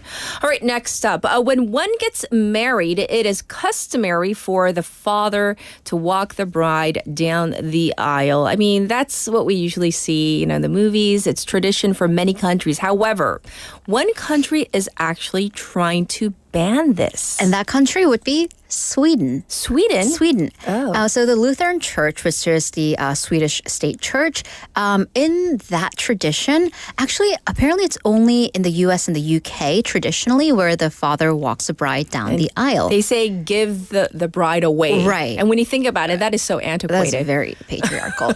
So Yes. in the Swedish church, the bride and groom walk down the aisle together rather than the bride being kind of handed over. Like literally hand it Right, over. literally just hand over. And Yes. well, I mean, that's where it comes from. Right, you know. right. But then also, if you think about it, in the Korean custom, in the traditional wedding, they march or walk to the altar together. Well, Together. from the separate sides. But together at the same So time, yeah, right? so like, it's interesting. Equal. But in recent years, maybe because of Hollywood, because of the movies and, the royal weddings that we've seen, many Swedish women are opting to go the Hollywood route, having their fathers walk them down the aisle. And, it also really increased when Crown Princess Victoria, back in 2010, she partially adopted it and had her father, who's also the king, walk her partly down the aisle. So that was really the big boom in that trend. Sure. However, there is the autumn meeting of the Swedish church coming up, and a group of pastors submitted this motion to ban the practice of fathers handing their daughters over at the altar because they say this is a symbol of the patriarchy. Yes. So the pastor who proposed the ban said, we cannot disregard what it symbolizes. A father back then, when the tradition started, handing over a minor version to her new guardian, unquote. Yes. But, currently this decision, it's very interesting because it touches upon two major core values of Swedish society: gender equality, where people who want to ban this say this is an unequal practice, versus individual freedom of choice. Yes. And I say I do love a society where you can freely debate this. Yeah. But I have seen modern weddings where the bride decides she wants to march down that aisle by herself. I've seen a coworker do that recently. Yes, yeah. or even with both parents. Right. So right. it's a, I feel like, hey, whatever is suitable for you, your family. It is your wedding day. Also, on a You side get to note, choose. those reels and short form videos of stepfathers and biological fathers both walking a bride down the aisle will Love it. never not make me cry. Right. I don't know if that happens in Korea, but it happens in Western countries. And I saw a message. 그런 거 하면 안 돼요. So I thought Tommy meant. I thought he meant handing the daughter over because he has two daughters. No, I think he meant So, but he meant. No weddings. Yeah. 왜 이러세요? And this is why this song is dedicated.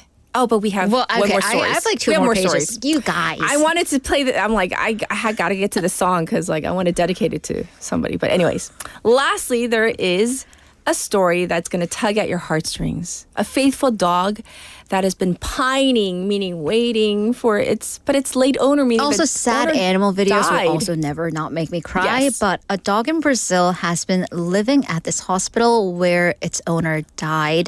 For how long? 8 years ago. Yeah, so this is a hospital in Brazil, Sao Paulo. Yes. His owner died in 2016.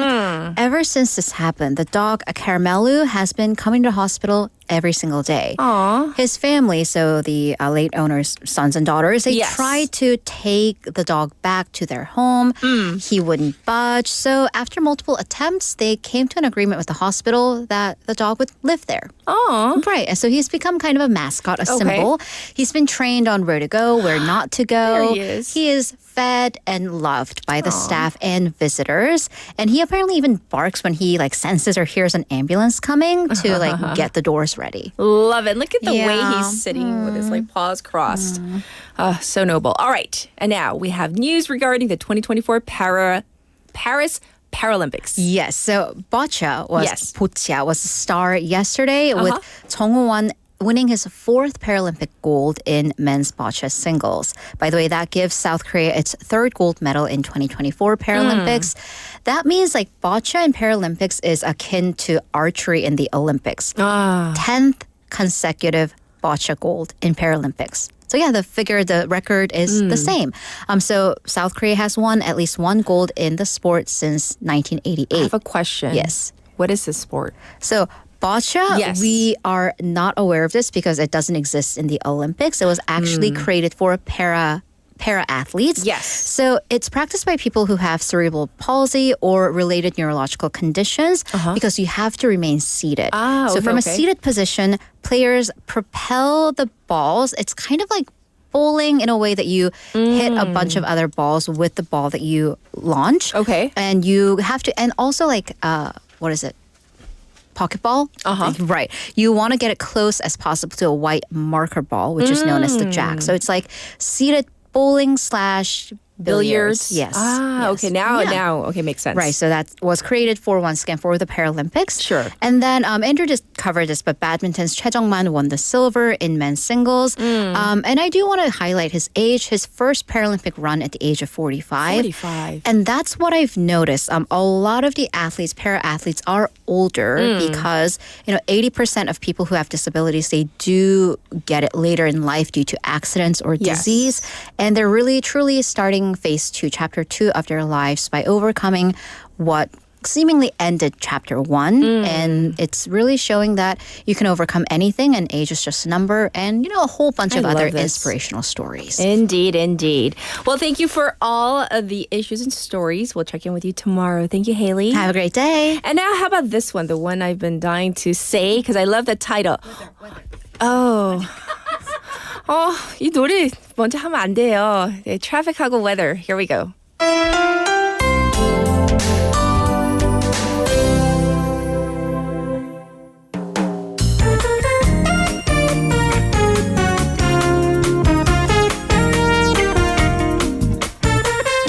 It is now 8:19. Here is your traffic update. Slow on 중앙대로 from City Hall to Songgong three-way intersection. It's backed up on Byeongno from the old Banyo toll gate to Suyang Tunnel as well. There's congestion building on Gwanmun-daero from Chwacheon overpass to pier number 5. As for the weather, it's currently 25. It's a little cloudy out there. The daytime high will go up to 30. It's going to be slightly cooler than yesterday. There are chances of sporadic rain in the evening. Looking at the weather nationwide, chances of rain across the country with rain forecast for the morning in the southern regions, and that's going to travel up to the Chungcheong and Jeolla regions by the afternoon. This was your traffic and weather.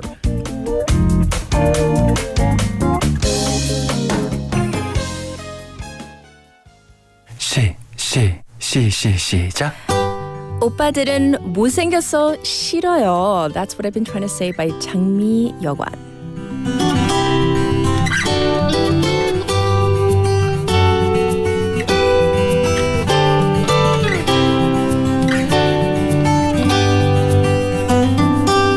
저기 벤치 앞에 눈에 띄는 그녀들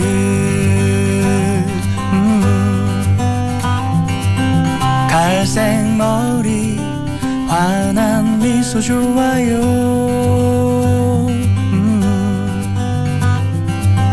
착한 얼굴 내 맘에 쏙 들어요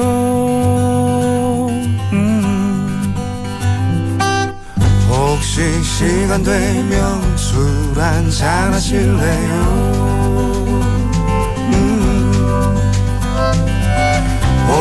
오빠들은 못생겨서 싫어요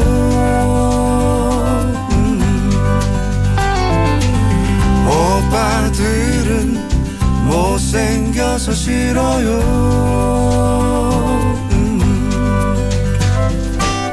아니 오해 말고 내 말 좀 들어봐요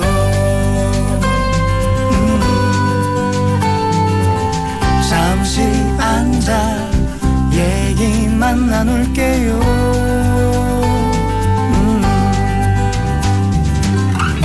그대와 둘이서 이 밤이 다 가도록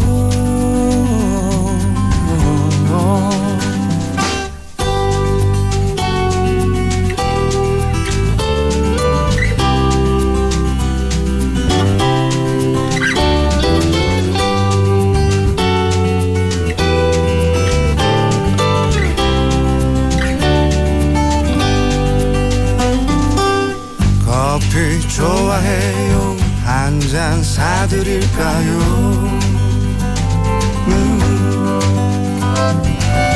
카페 모카 라떼 좋아하세요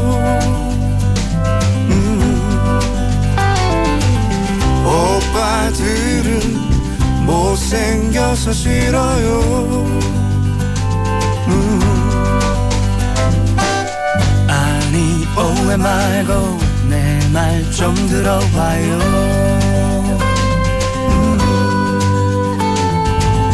잠시 나눌게요.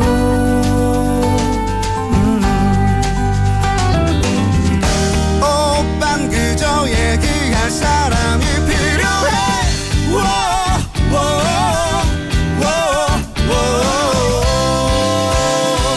오늘도 랄랄랄라 I say yeah.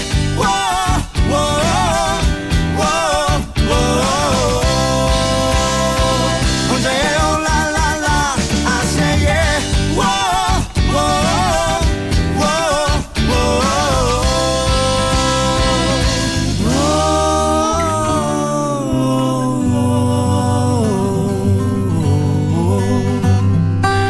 걱정하지 마요. 혼자서도 잘 가요.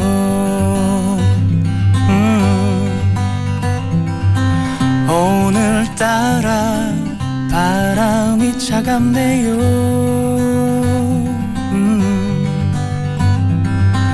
오늘따라 달빛이 슬프네요.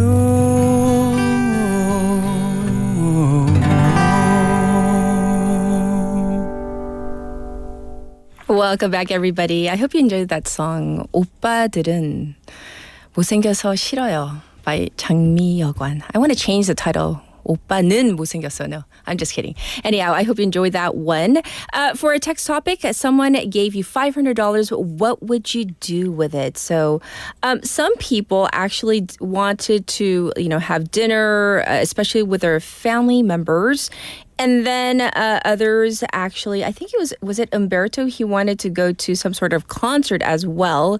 So you know what though? It is not selfish at all. Whatever you want to do with that money, that is your money. So whether you want to have a big party with it, whether you want to have dinner with family or friends or your fellow waivers.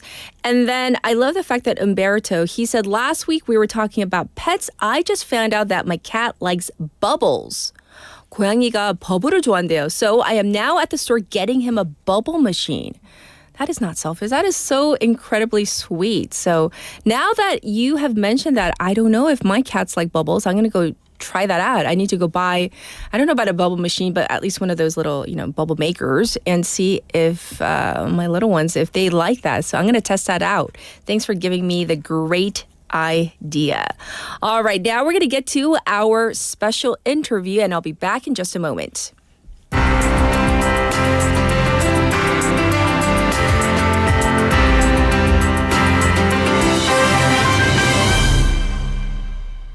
For our special interview, this idea, wouldn't it feel so good to be able to completely switch off from work when the clock strikes 5 or 6, depending on your work culture? Well, Australia's new right to disconnect law allows workers to ignore work-related messages outside of their working hours, aiming to restore work-life balance. So while many Australians support the change, viewing it as a way to improve mental health and reduce unpaid overtime, some business leaders worry it could harm productivity. And so this law has sparked many discussions about the potential impact on workplaces and whether it could inspire similar changes in other countries. Even in Korea, I don't know. So what do you think about this new law? Well, we have invited Dr. Jen Overbeck, professor of management at Melbourne Business School at the University of Melbourne. So let's say hi to her. Hi, welcome to the program. Hi, thanks for having me. Yes, so first of all, why did Australia decide to pass a law that allows workers to basically be able to ignore work messages after hours? Was there something that happened, or was this like a buildup? Can you explain? Yeah, absolutely. I'm not sure that there was a single instigating event. I mean, I think that the post-COVID era has seen a lot of fatigue and burnout and people just feeling an intense sense of job demands without much breathing room. And so there have been several reports that have been generated by advocacy groups and the Australian government pointing to burnout and mental health issues. And so the law seems to have been passed in response to those concerns. Yes, yes. And so how does this compare to what other countries are doing? Is this a growing trend? Well, it's interesting. I'm actually somewhat surprised that Australia is on the vanguard of this potential movement. I'm not aware of other countries who passed the same laws, although I wouldn't be surprised if France looked at something similar. If you can't tell by my accent, I'm originally from the US, and it was quite a surprise to me when I arrived in Australia and found that it was a culture where people respected nights and weekends very much. There was a real sense, I think, just culturally of boundaries. But over the 10 years that I've lived here, I have seen some creep in that. And I think maybe some folks just thought it was time to put a stop and reverse those things.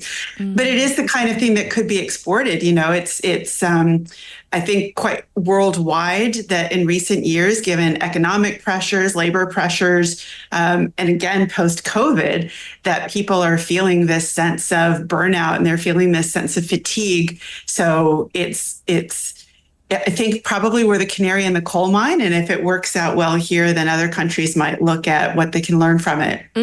Yes. So how have Australian workers and employers reacted to this new legislation? Have there been any noticeable changes in the workplace? I don't think that we've had enough time since the legislation passed. It's really only been a week since formally everybody had to start to deal with the new law. And so what we see right now is company HR departments, frantically sending out messages to everybody saying, this is now a rule. Managers, here's how you need to deal with this. Workers, here are some things that you can do. They contain a lot of advice about things like how do you set up your out of office reply or using delayed send on your email or just strategies so that people don't have to change their work habits all at once, but they can make some adjustments. But we definitely see some anxiety, on the part of businesses. And we see some, I think, optimism on the part of workers that balance may be changing, but it's unfamiliar. And I think managers in particular, management's really hard. And I think we've gotten accustomed to being able to reach out to somebody when we need information or just kind of satisfy what we're thinking about at the moment we're thinking about it. And this is going to require developing new skills, more skills. They happen to be the kinds of skills that make management more effective anyway, which is why I think it can be a real opportunity. But nonetheless, it's a habit change and a stretch for managers who are already dealing with quite a lot. Indeed. And so what are some of the good things, the positives that might happen because of this, especially in terms of workers, their mental health, even, the work-life balance that everybody talks about, and even job satisfaction? Yeah, I think there's probably some real opportunity there because if you're in a job where your presence isn't necessary, and let me just note, having listened to your last segment, that if you were an embassy worker and somebody was in trouble at night, you would absolutely still be obligated to respond. So the law really covers situations when the response is not necessary and it's not a legitimate bona fide requirement of the job. And so there are plenty of people for whom that's the case. It's not required, but nonetheless, they might have felt on edge because they never know when they're going to get contacted. They might not feel they could relax when they're with their family or out with friends. When their phone rings, they might feel compelled to look at it. And now imagine the difference that when you leave work, you can actually just make that change. You can shift into a different part of your life and you can have a clearer boundary between those parts of your life. Some of us, I'm an academic, we tend to blur our work and our life sometimes to an unhealthy degree. Yes. There's lots of work that suggests that those separations are really valuable and people may find some relief in doing this. Yes. And I'll give you a quick example. You might imagine being in a relationship with somebody, and if that person's really clingy and they just want to be with you all the time, then you might start thinking about ways to have a little bit of distance. But when there's a lot of distance, you find yourself eager to be with them. And when you're with them, you can appreciate it and you can find the joy in it. I don't want to say that work is going to suddenly become like that relationship, but nonetheless, I think when people have a sense of separation and they have a boundary, then they can find their own motivation and the engagement. And I would not be surprised if job satisfaction and engagement went up as well. Actually, I love that analogy. Distance makes the heart fonder. So maybe, when you're recharged and you're ready to go, you might even be more productive, which takes us to our next question, because some people might be wondering, especially from the employer side. I mean, does this mean that there's going to be lower productivity? Are there any downsides, even between, the relationship, the rapport between employees versus, superiors or bosses? Yeah. Look, I don't want to be unrealistic. There are always some people who are going to look for an opportunity to do less.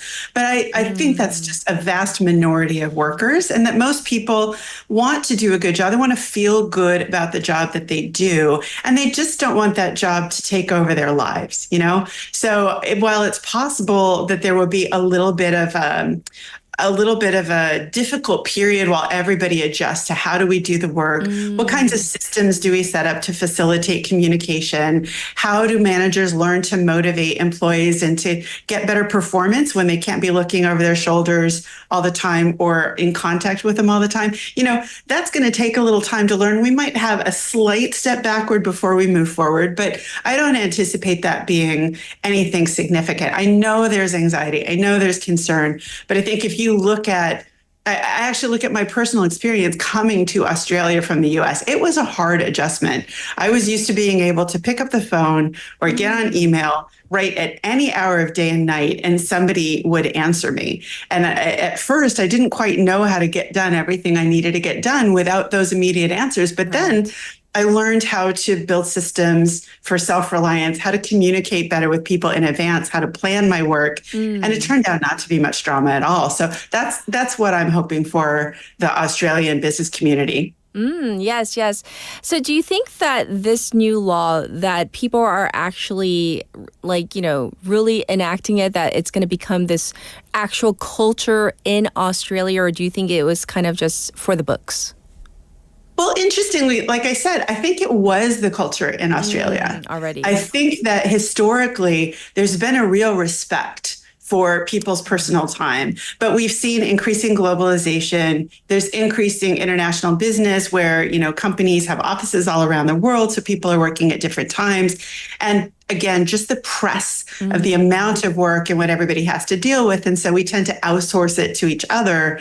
And so we tend to expect employees to respond at any time. I think this is more of a restoration than it is a new change. But as far as whether it sticks, look, I think it depends on what level of the company is primarily affected by these changes. Sure. And if it's the executive and they're being inconvenienced, I could imagine a lot more resistance with power behind it to potentially get the law changed. But if, as I anticipate, these impacts are felt lower in the company, probably among middle managers and more frontline managers, that's probably where most of these job roles are that are entitled to the right to disconnect, right? And so when that's the issue, then that dissatisfaction may not filter up to the executive level enough to cause real litigation or resistance or political action to undo the law. So I think give it a little bit of time. It's kind of like when a locality has a smoking ban, and it seems like that's just going to destroy business to bars and restaurants. And then after a short adjustment period, everybody settles into it and it's back to normal. I think that's what we're going to see here. Yes. And for a final question, are all business groups, are they on board with this, or are some of the business groups trying to, to get rid of the law, or what's the atmosphere right now? Yeah. So I should be really clear that I don't know what specific groups and industries are taking positions, but I do know that in general, yes, the law is not universally accepted. There's definitely still a great deal of concern on the part of businesses. And I think that many businesses would prefer to see that this not be a constraint that they face. And so there'll probably be a period of time in which this is still somewhat contested. But what I've found with Australian law is that, it takes a bit of time and debate before that law goes into effect. And once it does, then the government that's in Parliament at the time is pretty committed to it, and they plan to carry it out. So really, I think it would take some significant evidence or significant disruption to cause that to be revisited under the current government, at least anytime soon. Well, thank you so much for explaining what's going on in Australia. We are curious as to see if other countries follow suit. So thanks for joining us today. Yeah, thanks so much. And we're hoping it all works out well. All right, everybody, this was Dr. Jen Overbeck, and we talked about Australia's right to disconnect. So this is different from just disappearing or ghosting or, from work. This means that you now have the legal right to not have to be glued to your phone and checking your emails and your messages all the time. And of course, as she mentioned, it does vary from industry to industry. So it's not a blanket kind of law, but generally speaking, in an office setting, like a 9 to 5, 9 to 6 kind of setting, that's who this pertains to. This was your special interview. And we're going to get to our next song. This is No Scrubs by TLC.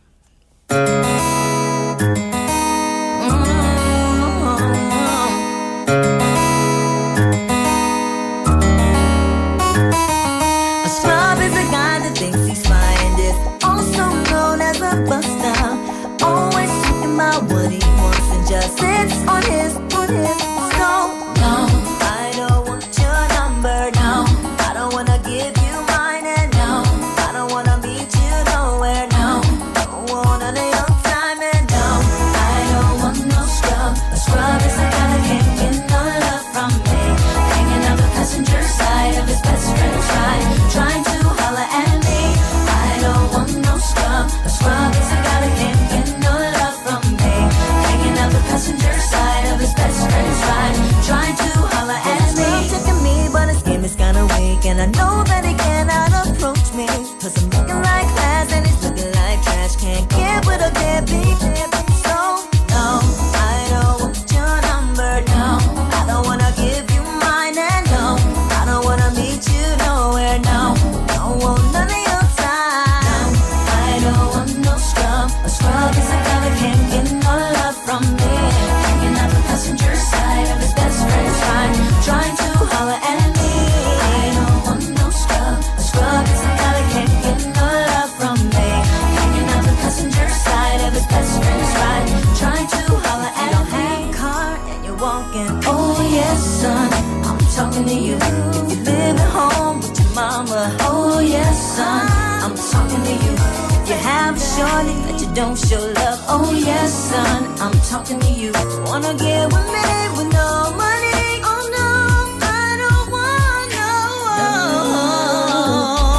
scrub. No scrub. No, no. Scrub. No, no, no, no.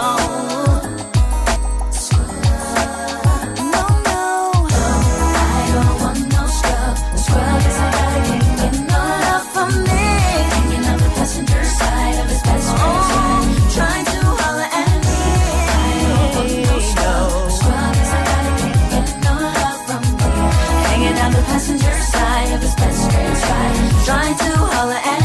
don't want no scrub. A scrub is a guy that can't get no love from me, hanging out the passenger side of his best friend's ride, trying to holler at me.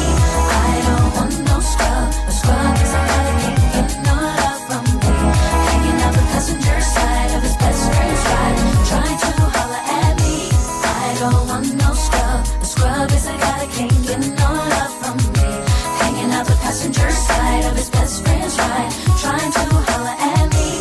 I don't want no scrub. A scrub is a guy that can't get no love from me, hanging out the passenger side of his best friend's ride, trying to holler at me. I don't want no scrub. A scrub is a guy that can't get no love from me, hanging out the passenger side of his best friend's ride.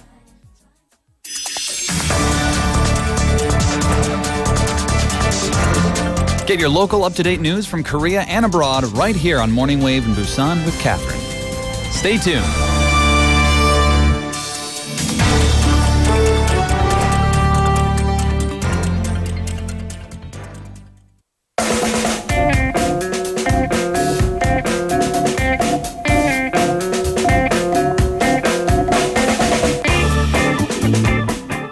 It is now time for Bonnie and the Health. Good How are morning. you? Good morning. Great. Thank you. Hey, we have like a fun text topic. Okay. So Give it you to have me. like a free $500, 50만 원. It just kind of dropped out of the sky into your lap. Okay. So what would you do with it? Ooh. Oh, that's fun. You're like, is this going to come true? I don't know. Is there You a never magic know. answer and then I actually get it? Uh-huh. I think I would get a nice pension or something and have like a big family gathering. Like a little mini getaway? Yeah. That's really nice. Yeah. My family hasn't really gotten, my mom's coming over pretty soon. So I think it'd be fun to have like a little family getaway, not have that to is worry nice. about who's going to pay for it. That's true. That's true. Not because that money just fell out of the sky, Yeah. right? That would be yes, fun. yes. All right. We're going to dive into our topic for today. What are we talking about? Oh, I love this topic so much. Okay, what is it? This is oil pulling. Have you heard of this? Oil Pulling. What is that? Yeah, can you guess what this is? Pulling oil from where? Oh, no. I'm scared. So oil pulling, it's an old Indian and Southeast Asian folk remedy, and it's been around for thousands of years. Yes. Used to cleanse the mouth and get bacteria out of your mouth. So what it involves is swishing around an oil. Usually it's like a sesame or coconut oil, like because those have like antimicrobial, bacterial properties, but you swish it around in between your teeth and it kind of pulls the bacteria out of your mouth in between your teeth, and you spit it out. So it's because the term oil pulling, it just doesn't sound that pleasant. I was just like, ooh, have you what is heard of that? this or have you ever tried this before? I haven't. Okay, so let me tell you the benefits of this. I know Here we it go. sounds kind of funky and weird. Yes. But there's many, many benefits. So it reduces the bacteria in your mouth, first and foremost. There's hundreds of different kinds of bacteria in your Sure. mouth, and some are actually good, but some of them not so good. And they create this biofilm on your teeth, and you Right. probably know this as plaque. Right. Right. So when you go to the dentist, they kind of scrape off this Uh-huh. plaque. And if a little bit of plaque is always normal, but if you have a lot of it, it can cause things like bad breath, gum inflammation, which is called gingivitis. Yes, yes. Tooth decay, as in cavities. Nobody wants those. And gum disease, Ooh, right? all icky. Yes. So one of these bad bacteria is called, I hope I get this right, Streptococcus mutans. Mutants? Yes, from now on just known as S mutants because I Okay. don't want to say that word again. It's one of the main reasons for both of that tooth decay and that plaque buildup. So a 2016 study published by the National Library of Medicine found that 60 adults showed oil pulling with coconut oil only 10 minutes a day significantly reduced the amount of these S mutants in the saliva in as little as 2 weeks compared to swishing around with distilled water. Really? So there's a significant difference. Yes. Okay. 2017, another study involved 40 dental students, and they compared oil pulling to a placebo, and they found the oil pulling effectively reduced plaque and gingivitis. So there have been lots of studies on this showing that it really does help get that plaque buildup out, and it has also been known to help freshen your breath, which is great. Everybody likes that, right? Bad breath, known as halitosis, occurs because all those chemicals and all that bacteria, the toxins in your mouth, they start to smell. So if you get rid of the bacteria, Yes. it gets rid of your bad breath. We have a question from JB. 기름으로 각을 하는 건가요? 이해를 잘 못했어요. It's okay. Yes. No, because she's going to teach us, not show us, but she's going to Yeah, go I'll go through step by step. So 조금만 Yes. 기다리면 she'll go step by step. It's a good question though. Just a couple more benefits. Also known to whiten your teeth. right? Naturally. Whiten your teeth naturally. So this is great. And also to detox not just the mouth, but the whole body too. Just by doing oil pulling? Just by doing this, swishing around. Because as the bacteria builds up and the plaque builds up on your teeth, obviously you're eating food, you swallow all of your spit, right? And that goes into your system.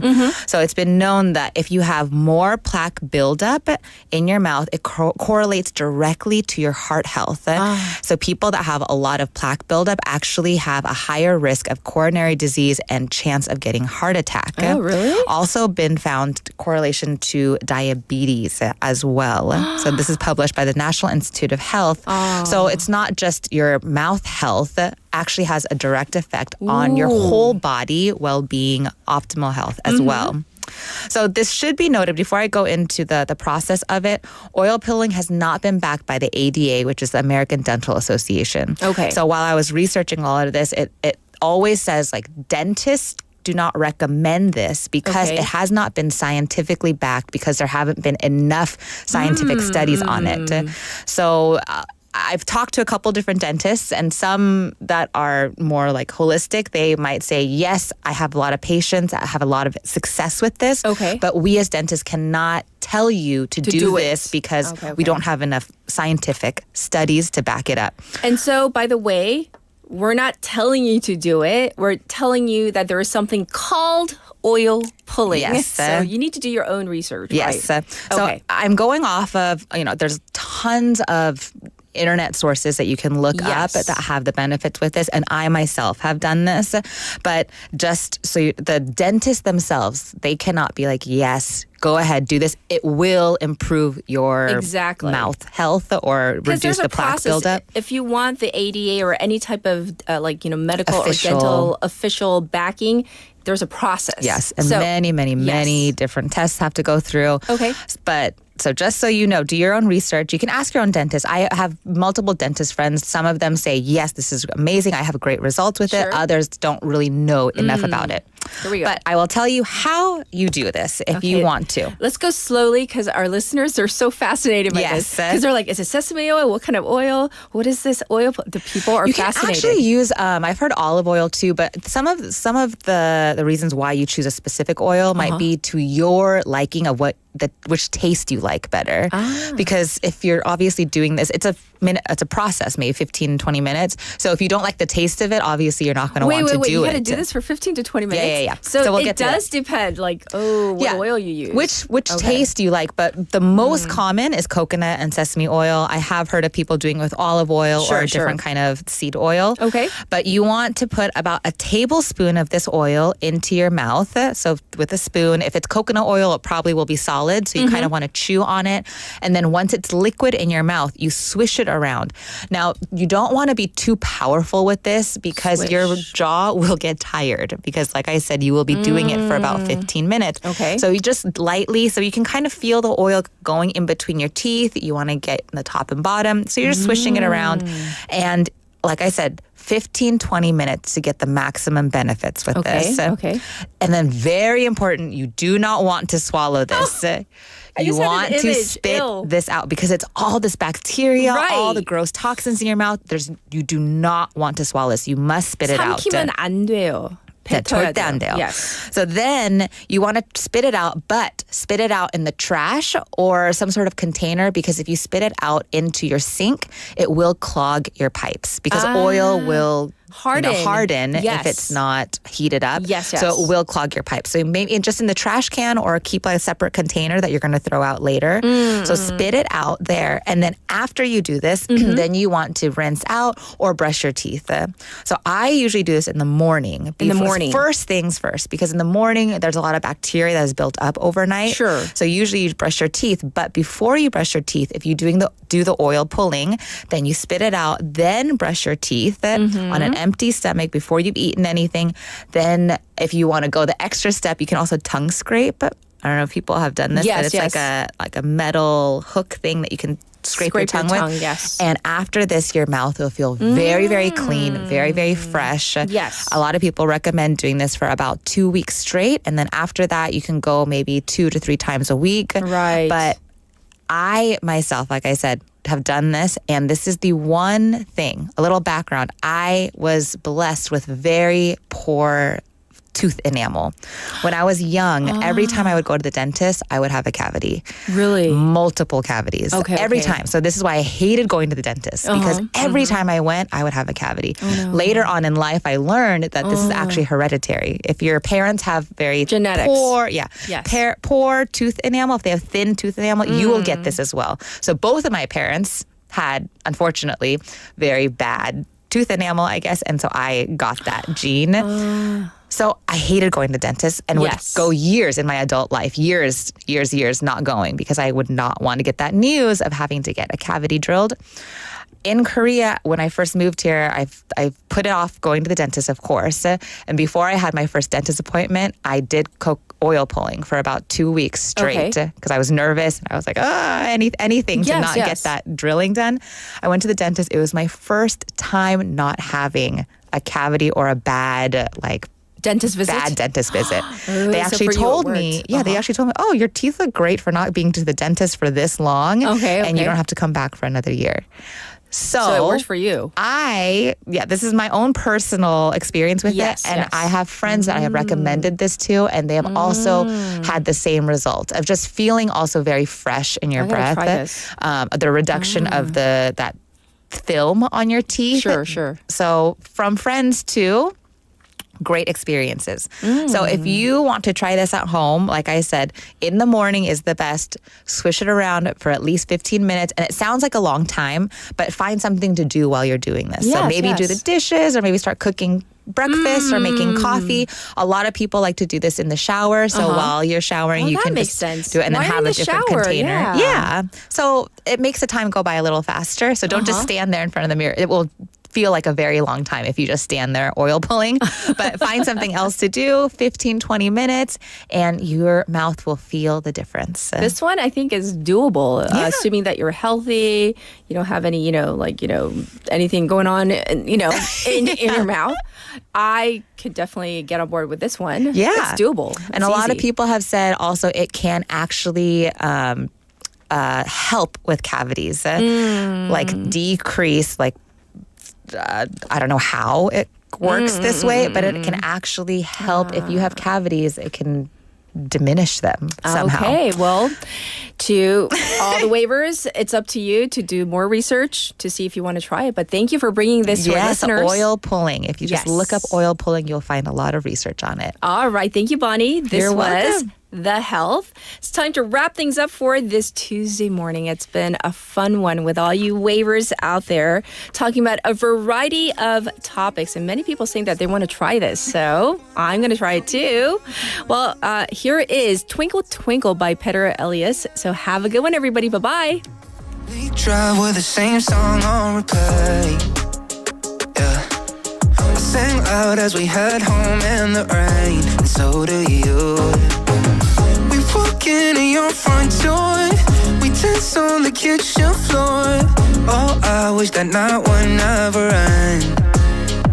I don't know how it's been 2 months and you've gone quiet. I'm stuck talking to the moon, like twinkle, twinkle, little star. God, I wonder where you are. Tell me that you're not too far away, 'cause I'm like twinkle, twinkle, little star. Please don't leave me in the dark. Tell me you're not in his arms again. Oh no, somewhere on the other side of town. Oh no, no. Tell me, is it where you're hiding now? No. We had the best of time. You ghost, I don't know why. It's all getting lonely here, 'cause I don't know how it's been 2 months.